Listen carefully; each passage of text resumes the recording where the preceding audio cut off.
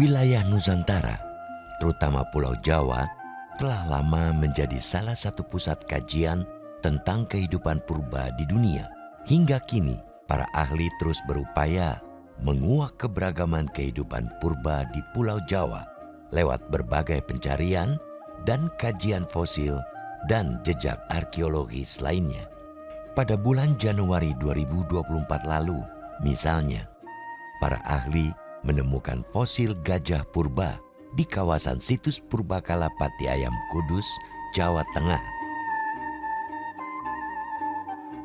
Temuan fosil ini menambah daftar panjang penemuan berbagai fosil, termasuk fragmen fosil manusia purba jenis Homo erectus di situs Pati Ayam. Hal yang bukan tidak mungkin akan menempatkan situs Purbakala ini sebagai salah satu situs penting dalam studi kehidupan purba di Nusantara dan bahkan dunia.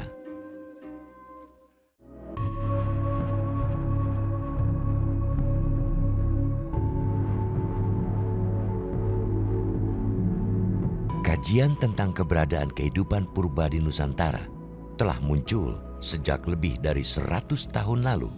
Tepatnya, sejak penemuan sejumlah fosil, terutama fosil manusia purba sejak tahun 1889.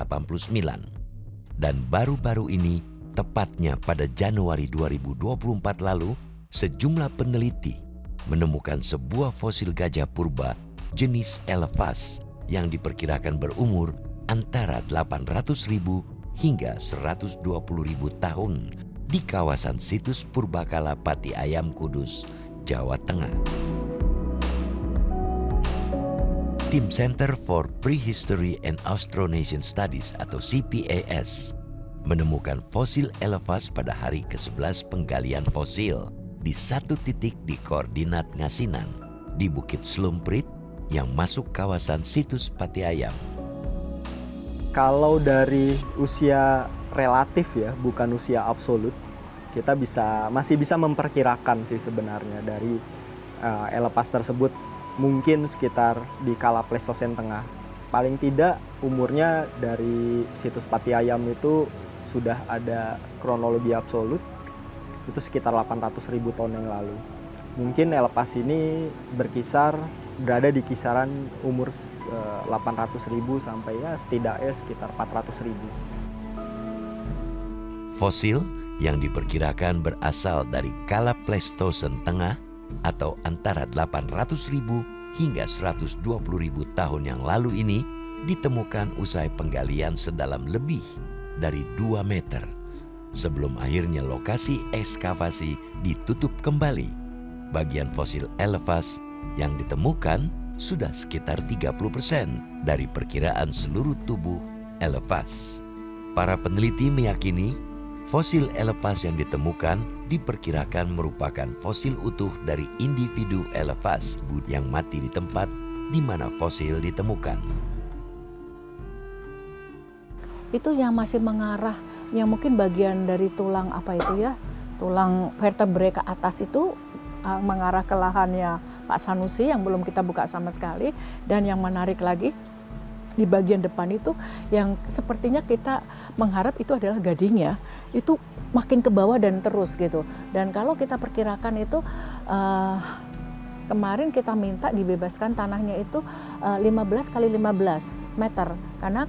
Kenapa? Karena kami memperkirakan bahwa Elephas ini cukup besar. Di salah satu dari 3 lokasi penggalian, tepatnya di kawasan Bukit Slumprit inilah, peneliti menemukan bagian-bagian dari fosil satu individu Elephas yang diduga memiliki tinggi lebih dari 3,5 meter. Untuk ukurannya sendiri, Elephas yang kita temukan di Pati Ayam itu kita masih belum bisa melakukan perkiraannya. Tapi kalau dari penelitian terdahulu, kita mengetahui ukuran atau dimensi dari Elephas Hysuterindicus itu kurang lebih tingginya 3,5 sampai 4 meter. Jadi mungkin 1 meteran lebih tinggi daripada gajah yang hidup sekarang di Sumatera ya, Elephas maximus ya. Ekskavasi situs Purbakala Pati Ayam di Kudus, Jawa Tengah baru-baru ini dilakukan kembali mengingat besarnya potensi temuan penting di wilayah tersebut. Pati Ayam sendiri diketahui sebagai salah satu situs hominid atau tempat penemuan fosil manusia purba di Indonesia.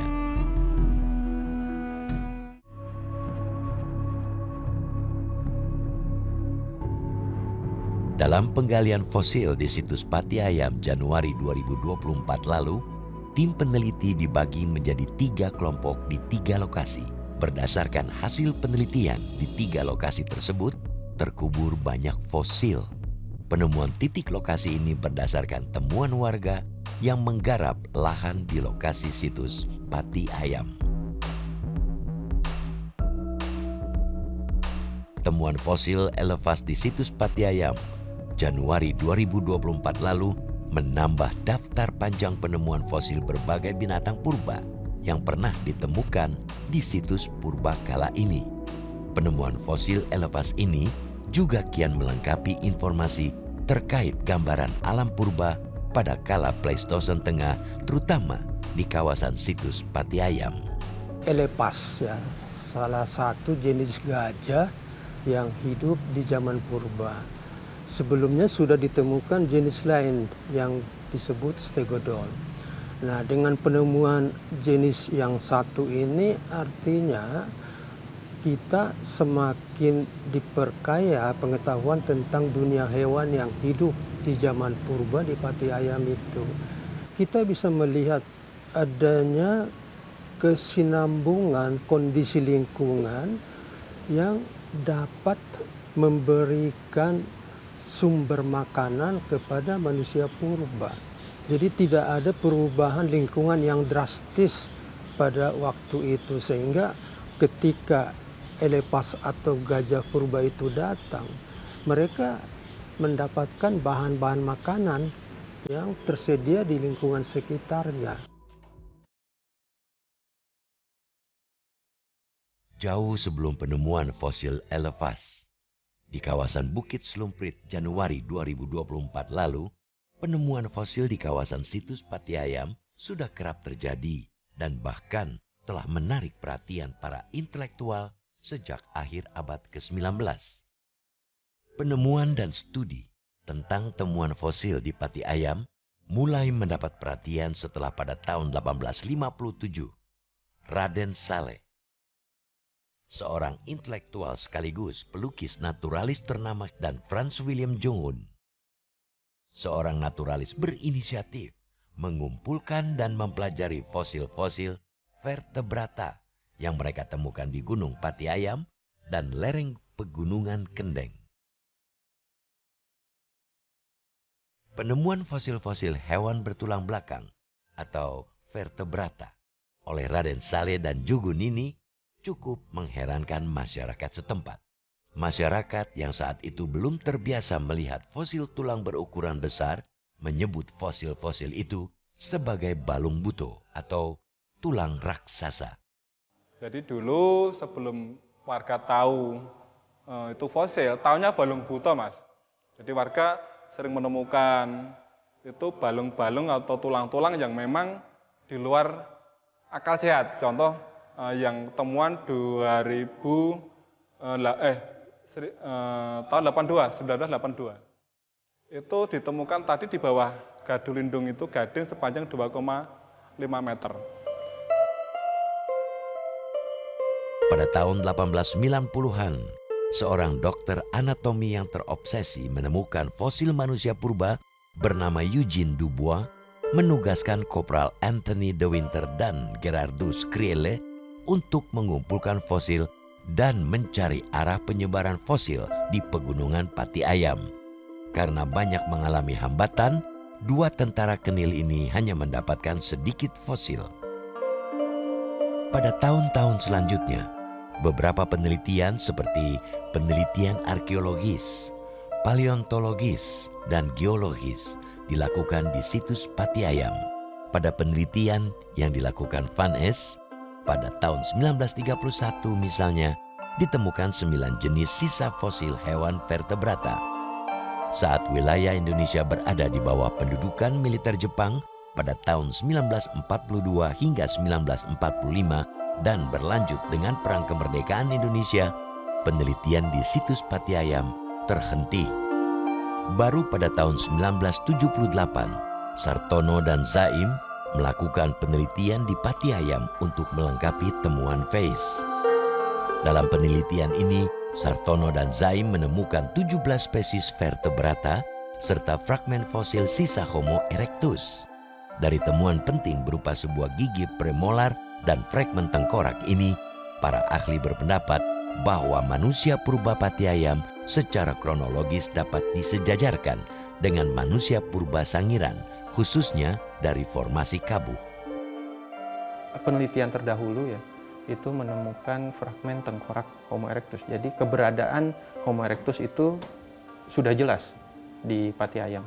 Kalau kita sudah menemukan bagian dari tengkorak, kita sudah bisa memastikan bahwa itu adalah manusia purba. Mereka ada di sana. Lalu peralatannya ada di sana.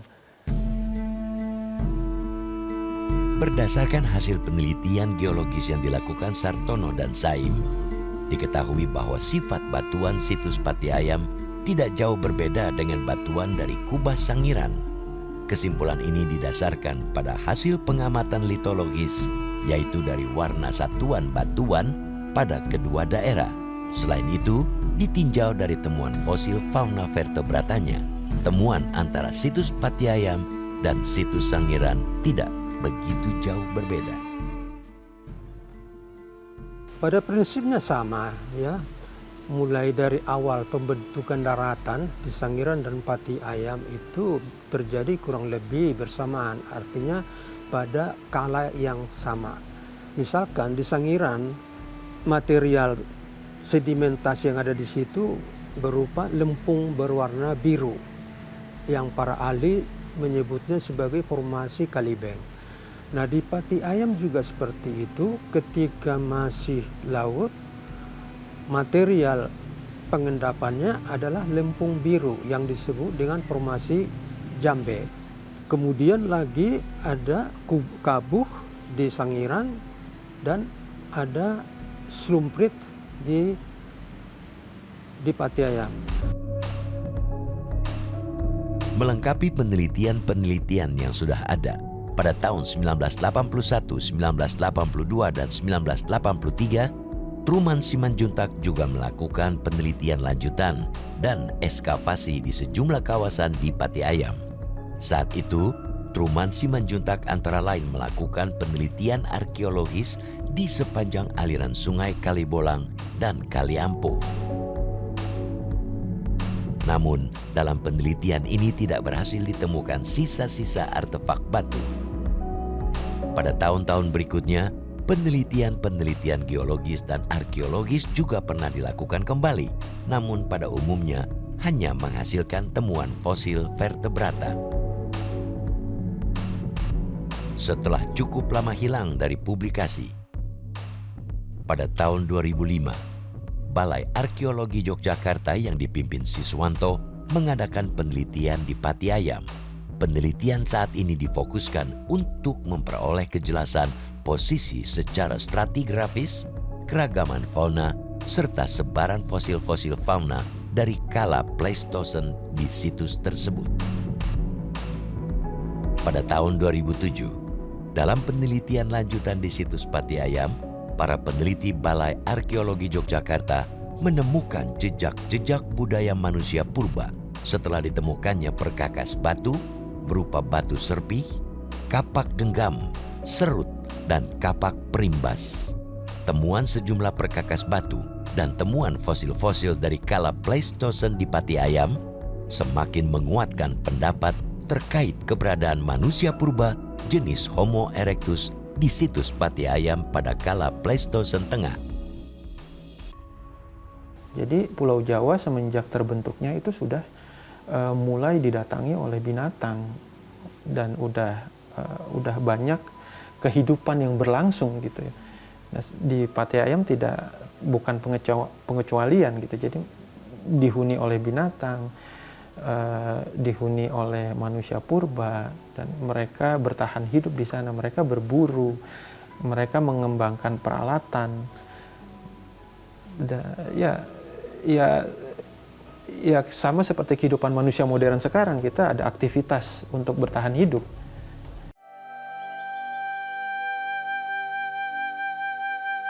Situs Patiayam yang secara administratif masuk dalam wilayah Desa Terban, Kecamatan Jekulo, Kabupaten Kudus, dan sebagian lain berada di wilayah Kabupaten Pati, terletak di lereng selatan Gunung Muria. Secara fisiografi, situs Patiayam termasuk zona gunung api kuarter dan zona dataran aluvial Jawa Utara. Oleh karena itu, bentang lahan daerah ini merupakan daerah perbukitan dan daerah dataran. Secara morfologis, situs Patiayam merupakan sebuah kubah dengan puncak tertinggi Bukit Patiayam yang berada 350 meter di atas permukaan laut.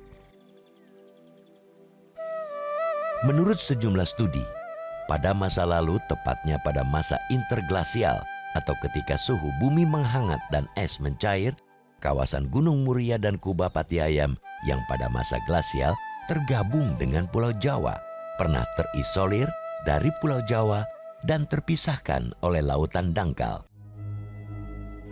Kawasan Kubah Patiayam dan perbukitan di sekitarnya diduga terbentuk karena letusan-letusan Gunung Muria Purba dan Gunung Patiayam.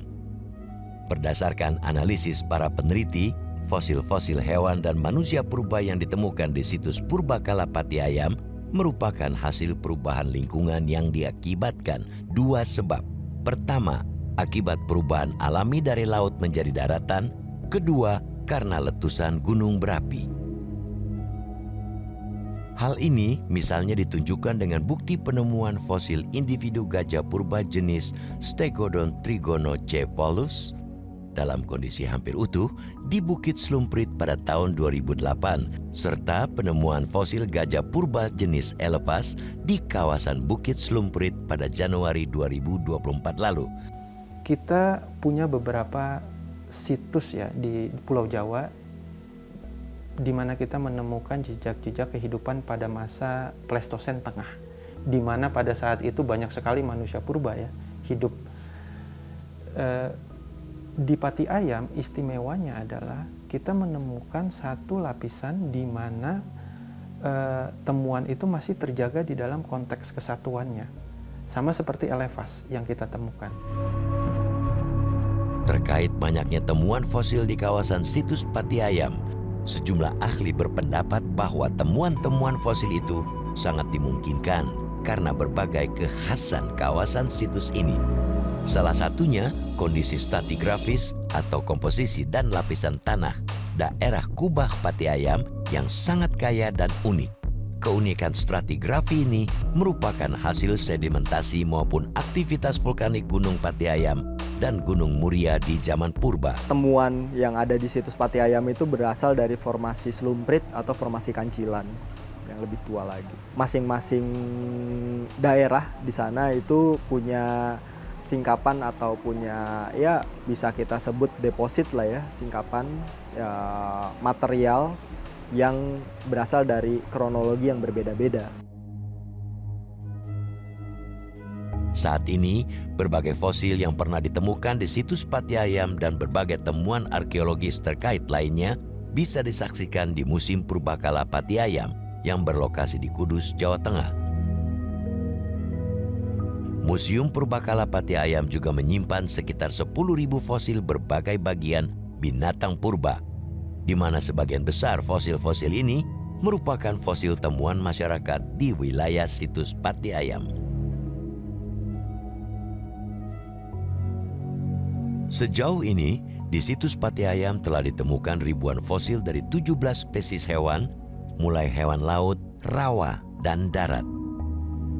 Dengan banyaknya temuan fosil dan keunikan stratigrafi atau komposisi dan lapisan tanah daerah Kubah Patiayam, para ahli yakin situs Purbakala ini menyimpan potensi besar menjadi laboratorium alam yang lumayan lengkap karena di situs ini terdapat berbagai lapisan tanah yang memperlihatkan interaksi kehidupan manusia dengan lingkungannya. Karena keunikannya ini, situs Patiayam bisa menjadi salah satu situs penting yang dapat memberikan gambaran dan pemahaman tentang kehidupan purba di Pulau Jawa di masa lalu. Sejajar dengan situs-situs hominid lain di dunia, dan di situs ini bisa memperkaya pengetahuan kita tentang evolusi manusia, evolusi lingkungan yang menghidupi manusianya, dan evolusi budaya sebagai produk interaksi manusia purba dengan lingkungannya. Inilah inti dari kepentingan meneliti sebuah situs purba. Potensi besar situs Pati Ayam menjadi situs penting dalam studi tentang dunia lama di Jawa dan Nusantara inilah yang baru-baru ini menggerakkan sejumlah pihak untuk kembali melakukan penelitian di situs ini. Hal yang sejauh ini menerbitkan optimisme setelah upaya penelitian dan ekskavasi yang dilakukan tim CPES bekerja sama dengan Yayasan Dharma Bakti Lestari pada Januari 2024 lalu membuahkan penemuan sejumlah fosil dan berbagai informasi pengetahuan penting terkait kekayaan dan potensi besar situs ini. Pasti kalau kita memiliki kemampuan ya, dan kemudian penggalian itu kan satu proses yang membutuhkan bukan hanya keseriusan tapi juga terutama yang utama bahkan adalah dukungan finansial ya. Nah, mudah-mudahan apa yang dikerjakan oleh kami semua di sini bisa membukakan mata, dan mudah-mudahan juga harapan saya pemerintah pusat khususnya bisa memasukkan situs Pati Ayam ke dalam salah satu perencanaan untuk dilakukan penelitian lebih lanjut. Jadi penelitian ini dilakukan oleh para peneliti yang ada di BRIN, dan kita kerjasama dengan CPAS, Pak Truman sebagai direkturnya. Kita didanai oleh YDBL, Yayasan Dharma Bakti Lestari, dan kita terdiri dari para peneliti di bidang ilmu arkeologi, antropologi, geologi, ada biologi molekuler, ada kesehatan masyarakat, antropologi, dan sebagainya.